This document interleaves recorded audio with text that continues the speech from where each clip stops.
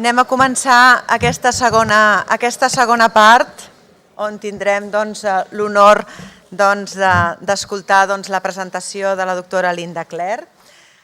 Linda Clare és professora de Psicologia Clínica i Neuropsicologia de la Facultat de Psicologia de la Universitat de Bangor, al Regne Unit, on dirigeix el grup de recerca en envelliment i cognició REACH.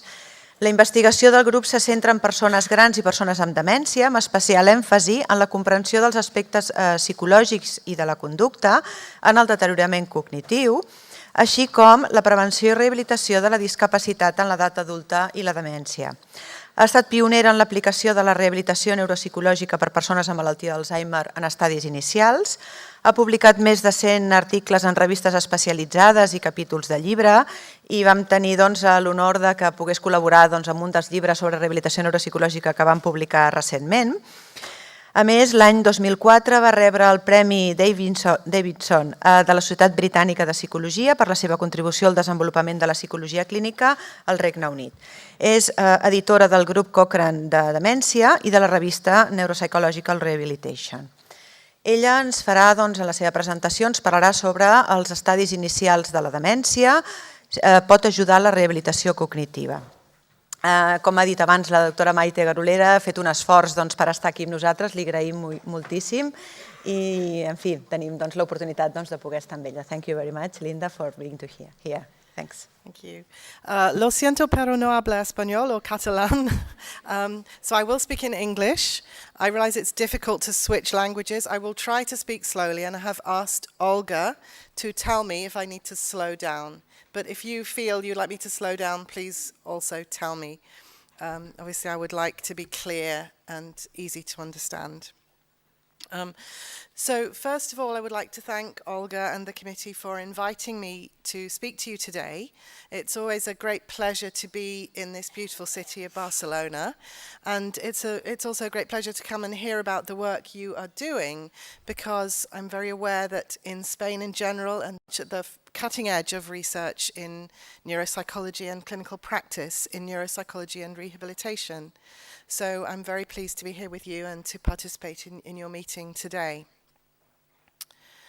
I'm going to talk about managing life with early stage Alzheimer's disease. Can cognitive rehabilitation help? So the role of cognitive rehabilitation approaches in helping people with early stage Alzheimer's disease. The photograph you can see, that shows you where I work, where my research is carried out. The university that I work in, Bangor University, is somewhere here. I cross over this bridge every day from the Isle of Anglesey, where I live, to go to work there. This is in the northwest corner of Wales. In fact, our nearest big city is Dublin in Ireland, which is a 90-minute ferry ride away across the sea. So that's where I've come from. But we do have quite a strong focus on dementia research at the university in Bangor. And this is my research group, Research in Aging and Cognitive Health. And our aim is to improve the lives of older people and people with dementia through research.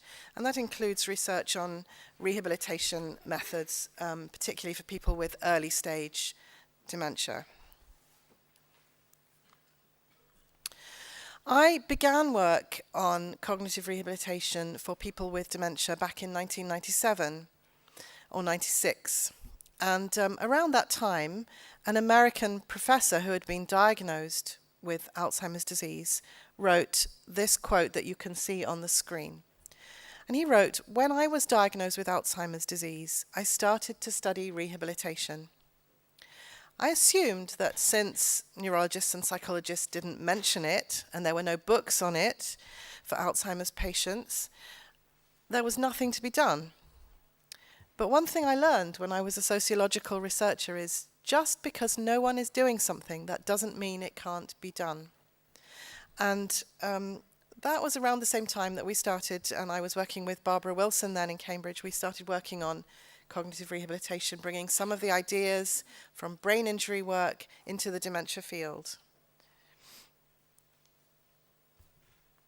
So why is it important? Why should we be supporting or finding ways of supporting and helping people in the early stages of Alzheimer's disease? Firstly, in every country, I'm sure Spain is no exception, there are increasing numbers of older people with Alzheimer's disease and other dementias. We tend to diagnose these conditions at an earlier stage. But we have very little in the way of medical treatments to offer. At the same time, it's often very challenging for people with dementia and their families to deal with the effects of the condition and to adapt to the changes that dementia brings.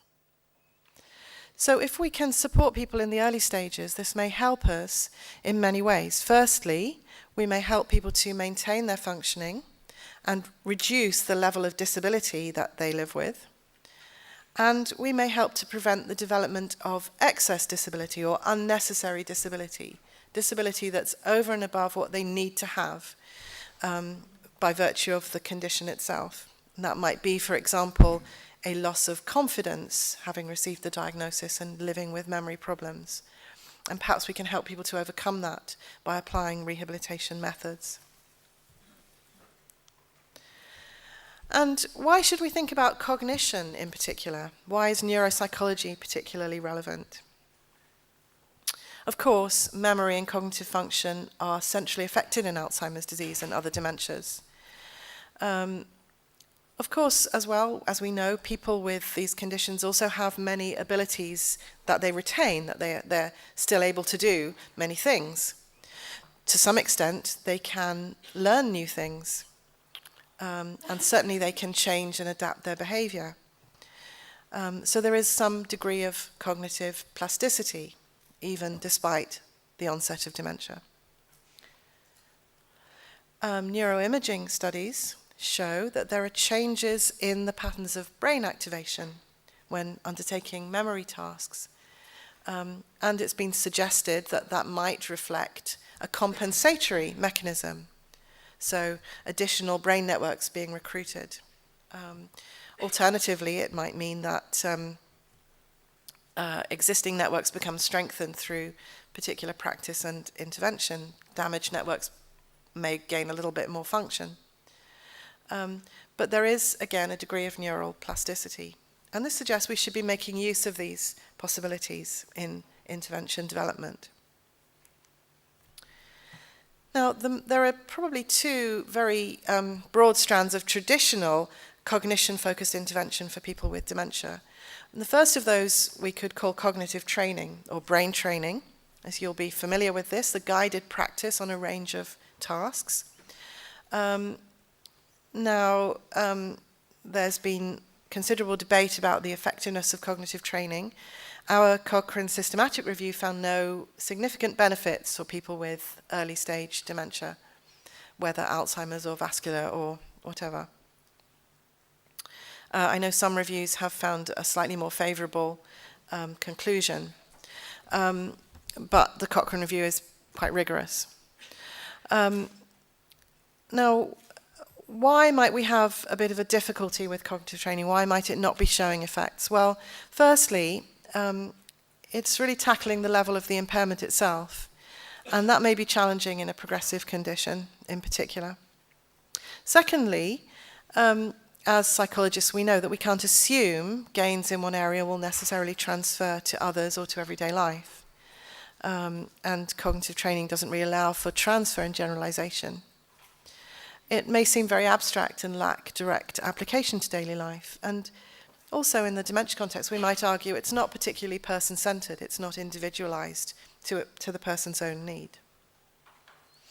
A second strand would be reality orientation, which tends to now be called cognitive stimulation, in which people engage in a range of cognition-based activities, very often in a group. Now, these approaches do show improvements in cognition and to a lesser extent behavior. They were not derived from a neuropsychological model or framework. Again, we cannot assume that any benefits shown in that group setting will transfer to everyday life, or any benefits in terms of increased points scored on cognitive tests will necessarily translate to everyday life. Again, I think it's somewhat unclear whether it is the particular cognitive aspect of that intervention or perhaps a more general social benefit that we're seeing. And finally, again, it's not particularly individualized to the person's own specific needs at that time.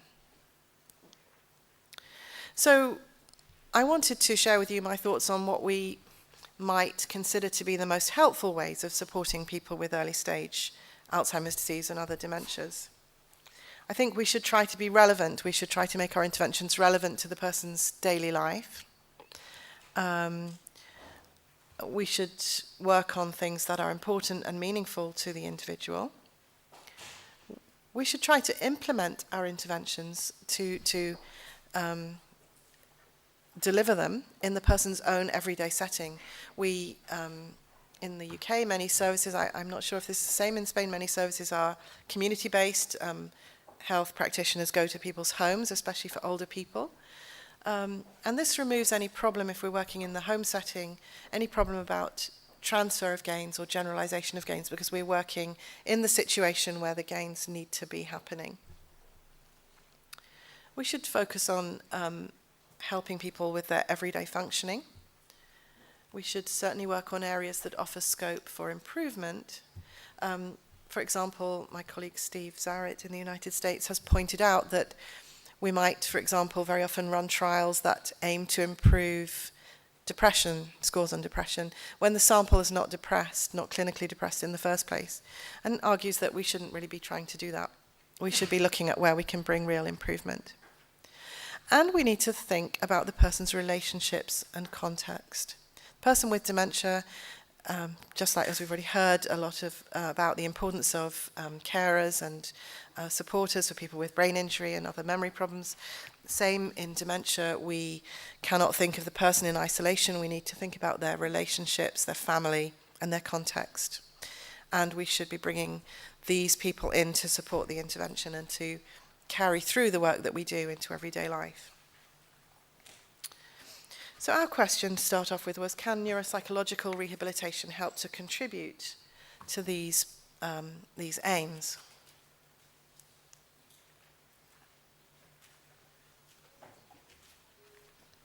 And there have been examples of more individualized approaches to people with early stage dementia.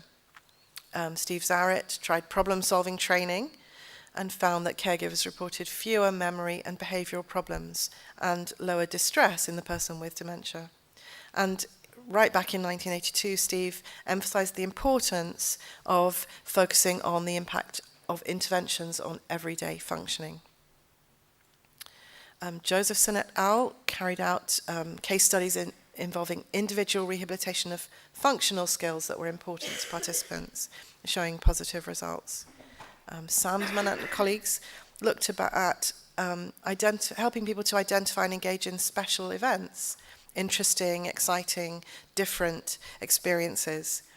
Very often we advise people to stick to a routine, and that's important, but sometimes introducing novelty can help as well. And Lowenstein and colleagues, although working on cognitive training, adapted that to use examples of everyday tasks and situations, like paying a bill or making a purchase and paying with change, with coins.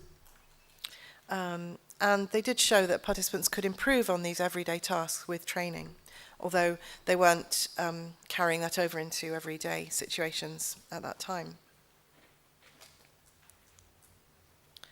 So the approach that we took was to focus on cognitive rehabilitation.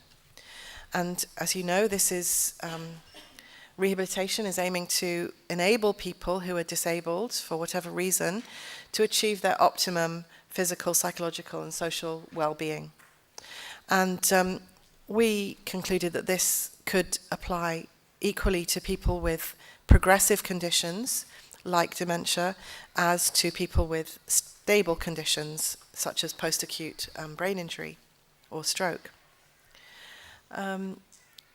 Although rehabilitation had not really been talked about very much in the context of dementia, it had been mentioned by back in the 1980s by writers like Cohen and Eisdorfer, who interestingly suggested that rehabilitation could provide a model for working with people with these conditions. So cognitive rehabilitation, of course, refers to applying rehabilitation to the rehabilitation of people with cognitive impairments. And in working with people with dementia, what we try to do in cognitive rehabilitation is to address the difficulties that are considered most relevant by the person with dementia and by family members, if there are family members involved. And so this means that we select goals for rehabilitation collaboratively, and then it's our job to design interventions to help people tackle and address and meet those goals. And the therapist will implement the intervention in the person's own home setting. So she will visit them at home and help to put the intervention into place and make sure that it's carried over into everyday life.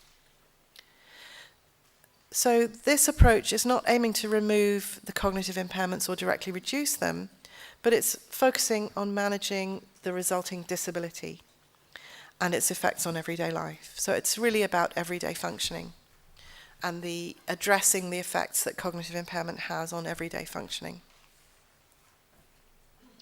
So just to reinforce that point, with the focus, we're not focusing on the impairment, on the cognitive changes directly, but we're focusing on reducing what used to be called disability and handicap, would now be called reducing limitations on engaging in activity and restrictions on social participation.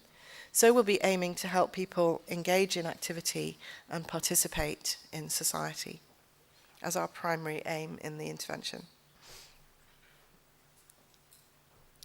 How do we do this? Well, as I said, we select personal rehabilitation goals that are relevant to everyday life and devise interventions to help in achieving those.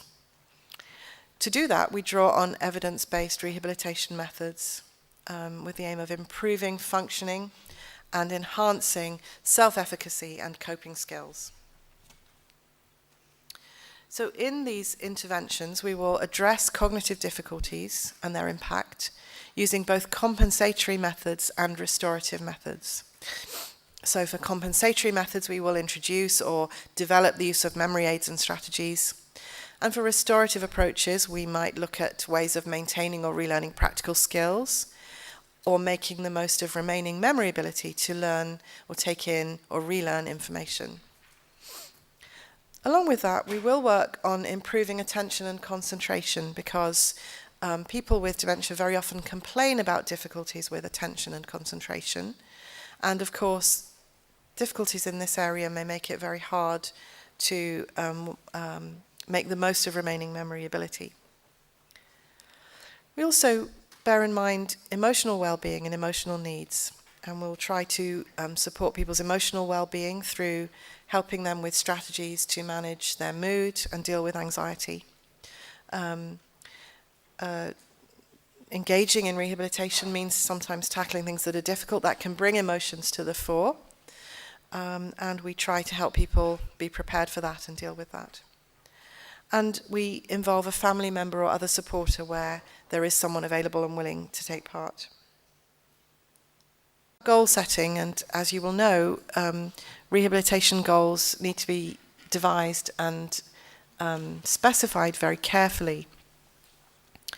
Behavioral goals need to be specific, measurable, achievable or attainable, relevant to the person, and time delineated. So they must be able to be addressed within a particular period of time.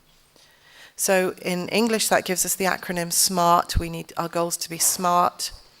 They should be clearly expressed, precise, and open to evaluation.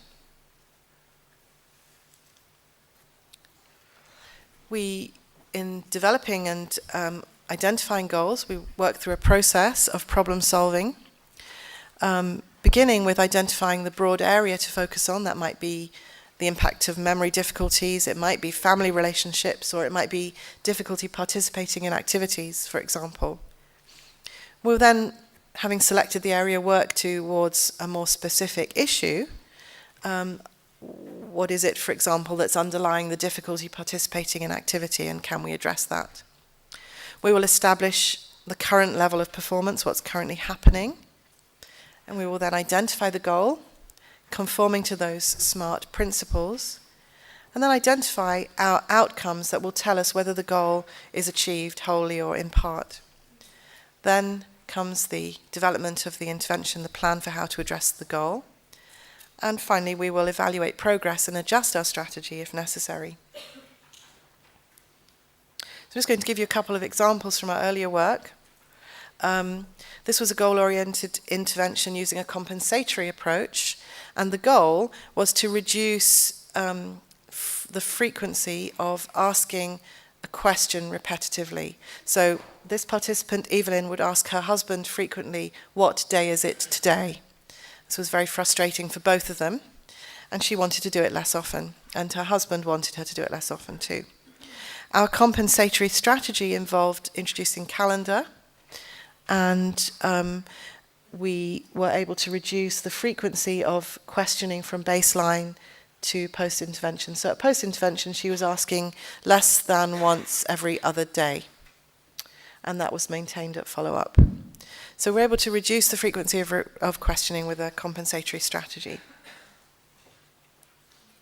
An example of an intervention using a restorative approach here, this participant, Alan, again with early stage Alzheimer's disease, was participating in a club, wanted to remember the names of the people that he met there, was finding it very difficult. At baseline, he was only able to remember about 20% of the names. And we taught him the names using a learning strategy involving mnemonics, vanishing cues, and spaced retrieval. And having taught him each of the names from photographs, we also did a generalization phase at the club itself where he applied the name to the person. And following this training, he was able to recall and name people almost all of the time, and that was maintained at follow-up. And in fact, these gains were maintained up to 2 years, largely maintained up to 2 years later. This line shows his recall of the names over that period. So having taught the names and helped him with a strategy for remembering them, he was able to hold on to that knowledge in the absence of further practice, apart from using them at his club. And this, again, another early study, just showing self-rated progress with personal rehabilitation goals for 6 participants with early stage dementia. These participants had either 1 or 2 goals that they worked on. These might be things like remembering appointments, remembering messages, and so forth. And as you can see, most of the goals were regarded as wholly achieved, and 3 as partly achieved. So the mean goal achievement rating was 80%. So these goals were measured according to preset behavioural criteria for achievement. So we can demonstrate improvement in relation to personal goals. So this led on to the next phase of the work, which was a pilot randomized controlled trial to establish whether, under those rigorous evaluation conditions, we could find cognitive rehabilitation an effective intervention for people with early stage Alzheimer's. So at this stage, 2003, and subsequently this has also remained the case. There were no randomized controlled trials of this approach in early stage Alzheimer's disease. And with support from the UK Alzheimer's Society, we set out to conduct the first randomized controlled trial in order to provide evidence for people to develop clinical practice in this area. And as I said before, what we aimed to do in this intervention was to help participants improve their ability to engage in their everyday activities that they wanted to carry out. We did not present the intervention as improving their cognitive function or memory. This is the trial protocol for our trial. which was carried out between 2005 and 2009. We recruited people with early-stage Alzheimer's disease, specifically, through memory clinics. They all had an MMSE score of 18 or above, placing them in the earlier stages. And they were all receiving acetylcholinesterase inhibiting medication. That's because the normal procedure in the UK at that time was to prescribe this medication for this group, and we wanted all of our participants to have that in common so that medication was not a confounding factor in the trial. Participants underwent baseline assessment and were then randomized to one of three groups. Either what we called no treatment or treatment as usual. They received their medication but no other contact with the research group, so they had their normal treatment only. Second group had 8 weekly sessions of relaxation therapy and also continued their normal treatment. And this relaxation therapy was something that we chose as a control condition because we thought that it would be pleasurable for people, it might improve well-being, but it was not targeting goals or cognitive function or everyday activities in any way. The third group had 8 weekly sessions of cognitive rehabilitation combined with their usual treatment of medication. And after 8 weeks, they were assessed again and followed up 6 months later. In terms of outcome, our primary outcome was goal performance and satisfaction on the goals that participants identified. And that was the case for all participants in all groups. They were all asked to identify goals at the beginning, and we assessed performance and satisfaction pre and post. Our secondary outcomes were quality of life, mood, anxiety and depression, and we also had a number of cognitive measures of memory, verbal fluency and sustained and selective attention. We did have a neuroimaging component with a subset of participants having fMRI scans, and we assessed brain activation during an associative encoding and recognition task. And for caregivers, where they were willing to take part, where a family member, usually a spouse or a son or daughter, took part, we looked at quality of life, psychological well-being, mood and stress to establish whether there were also any benefits for caregivers. The intervention was an 8-session structured program combining work on individual goals with supporting components. So we carried out interventions to address an individual therapy goal that was taken from the initial assessment using the Canadian Occupational Performance Measure. And some participants also worked on a second goal that was identified during the sessions of therapy. And in addition, the therapists reviewed the practical strategies they were using and, if necessary, suggested interventions to improve on those. Participants were offered strategies for learning and retaining information and given practice with those so that they could identify what strategy worked best for them. Participants also had practice with maintaining attention and concentration, and the therapist discussed strategies for managing anxiety and stress. And a family member was involved where possible and brought into parts of the sessions, and participants were encouraged to undertake practice in between the sessions. This is shows you our final status of the trial, our consort chart.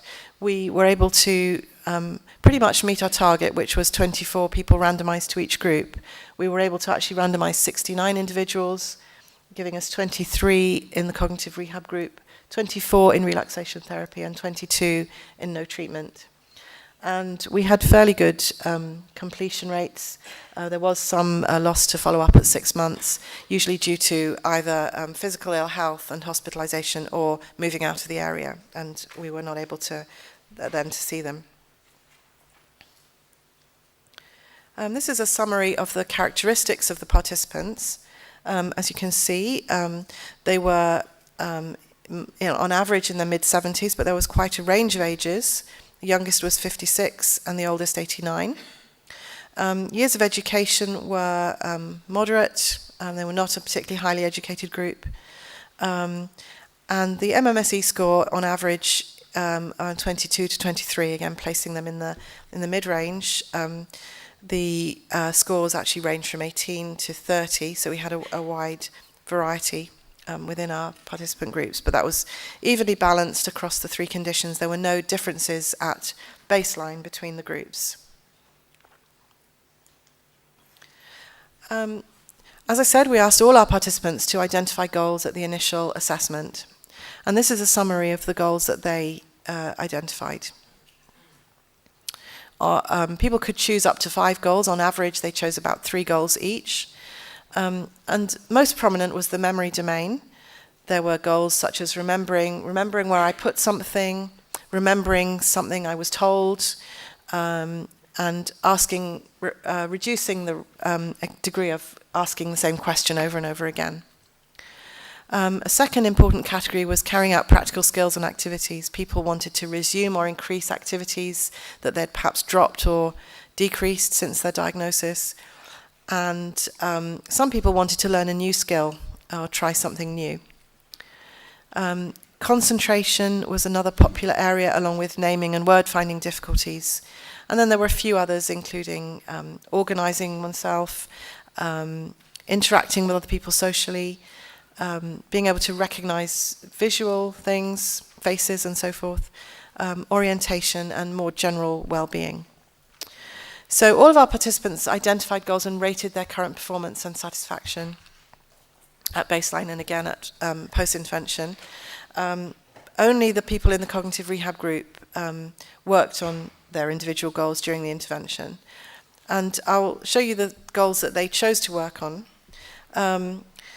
The domains will be the same as the domains you saw just now. I've given some specific examples here. So in memory, an example might be to remember what happened yesterday, or to ask a question less frequently. In skills and activities, examples were to crochet or knit a cardigan, following a knitted jacket, following a written pattern. And handling money, being able to pay with the correct amount in the shop in coins. Concentration, a common choice was to try to remember what you were doing when something distracted you. For example, if you were cooking and the telephone rang, to be able to go back and remember what you were doing. Learning to use a new skill. Learning a new skill was interesting. One person chose to learn to use a mobile phone. Another wanted to learn to use the computer to email a friend. And then there was organisation to improve use of a calendar strategy to remember events, remembering the names of people at a Keep Fit class. And one goal that combined several of these, knowing who would be visiting and linking that with a calendar entry. And in terms of general well-being, managing daytime sleepiness was a goal that one participant chose. So 21 participants, some with 1 goal, some with 2, that were actually worked on in the therapy. And just to show you the results for the primary outcome measure, this is goal performance and satisfaction for all the goals set initially. You can see the results for the 3 groups here. The first column shows the initial rating of performance, and the second, the rating of performance post-intervention. So for our cognitive rehab group, there was a significant improvement. No change in the other 2 groups. The green bar, the third bar, shows rating of satisfaction at initial assessment, satisfaction with performance, and the yellow bar, the satisfaction with performance at post-intervention. And again, you can see there was improvement in the cognitive rehab group, not in the other 2 groups. I've looked at this here in this slide specifically for the cognitive rehab group, those who had were in that particular intervention condition. And these are the ratings for the goals they actually worked on in the therapy, which would be a smaller number than the goals that they set. And you can see that they improved their ratings of performance and satisfaction. And the therapist also made ratings, and her ratings showed a similar pattern. We had another check on this, was that when we started working with goals, we set behavioural indicators of what would tell us they were fully achieved or partly achieved or not achieved. And what we found was that about half the goals were fully achieved in the timescale of 8 weeks, and about half were only partly achieved. And very often it was felt that the goals would have been achieved if there had been a little more time. So 8 weeks is obviously quite a short period. So in general, good ratings of goal attainment. I said that we didn't set out to improve cognition, but we did look at effects on cognition to see if there were any. And indeed there were. So for this graph shows the effect sizes on the cognitive measures for the cognitive rehab group. So this is how much the cognitive rehab group benefited over and above the level of the other two groups. And what we can see is that there were quite respectable through to strong effect sizes in the cognitive domain at the end of treatment. So there were good effects for memory, verbal fluency, sustained and selective attention, and slightly lower but still present effects of problem solving. What about the effects on well-being? Here we can show effect sizes at the end of treatment and after 6 months. And you can see, again, modest but reasonable effects for mood, anxiety and quality of life at post-intervention. And interestingly, quality of life not only maintained but improved slightly at 6-month follow-up. What about the effects on family members? We saw some quite strong effects for family carers who benefited in terms of stress, mood, and various domains of quality of life post-intervention, and some aspects indeed continue to improve at 6-month follow-up. So benefits for carers as well. I'm just going to briefly mention neuroimaging findings. This is not my area of expertise, but 19 participants were scanned, 7 from cognitive rehab and 12 from the other two conditions, who formed a combined control group. The cognitive rehab participants showed the same pattern of improved goal performance and satisfaction scores as the whole group did. So at post-intervention, we did see differences in brain activation during a recognition task, although behavioural performance didn't change. So the scores didn't change, but the patterns of activation did. So the cognitive rehab group showed higher brain activation during recognition of face name pairs, so associative learning task, in the left, middle and inferior frontal gyri, the left insula, and 2 regions in the right medial parietal cortex. And the control group, in contrast, showed reduced activation in those areas. So our interpretation of that was that cognitive rehab may have contributed to a partial restoration of function in frontal brain areas. This trial has been published, the results have been published, as you can see. And the intervention is described in more detail in this book. We also have produced a self-help book for people with memory problems, outlining some of the compensatory and restorative strategies. And this, in fact, I'm not sure if it still is, available in Spanish, was translated into Spanish. So just to comment on the findings so far, cognitive rehabilitation appears to offer benefits for people with early-stage Alzheimer's and may represent one possible treatment option. This kind of collaborative intervention addressing individually relevant goals can enhance aspects of everyday functioning and satisfaction with performance. And we conclude that assessing goal performance and satisfaction as an outcome does provide a sensitive and specific measure of change. It appears from our pilot work that behavioural improvements in functioning may be mirrored in alterations in brain activation, although these findings are very preliminary and exploratory. And we believe the findings to date offer some information about ways of improving support for people with early stage Alzheimer's disease, which will be followed up in future research. I'll just tell you about our current trial, the GREAT trial. This is goal-oriented rehabilitation for early-stage Alzheimer's and related dementias, a multi-centre, single-blind, randomised controlled trial funded by the National Institute for Health Research in the UK. And the aim is to determine in a large-scale trial whether cognitive rehab is a clinically effective and cost-effective intervention for people with early-stage dementia and their family members.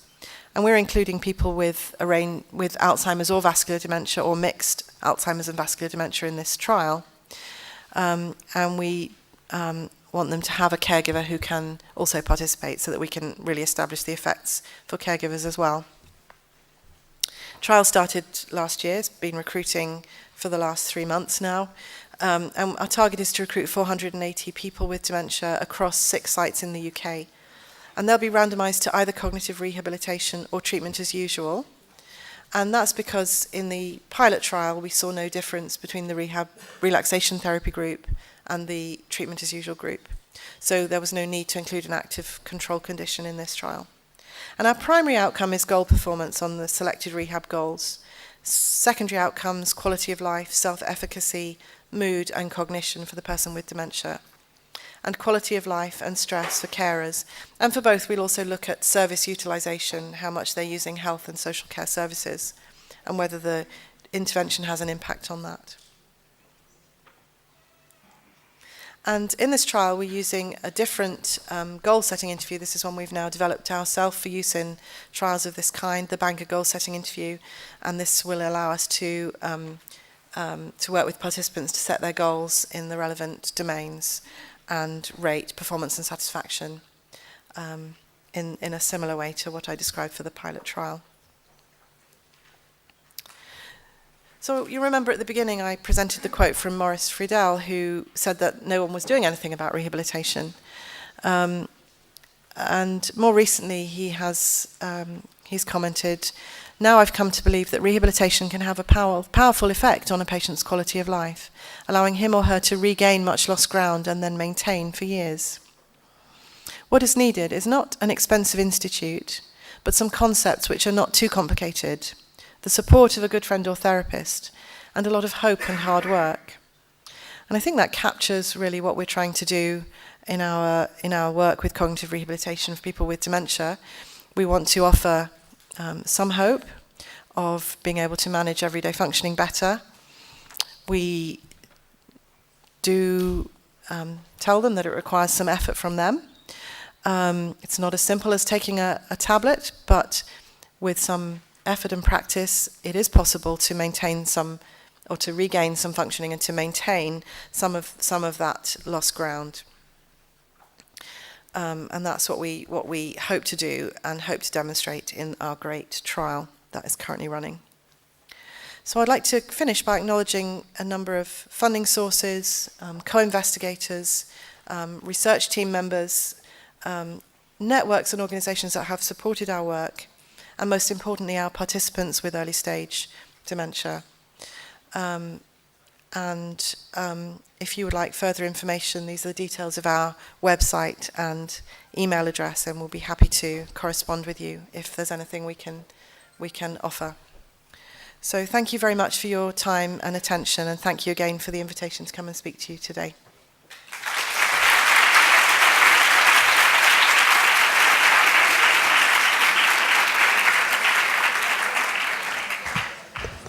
Thank you very much, Linda.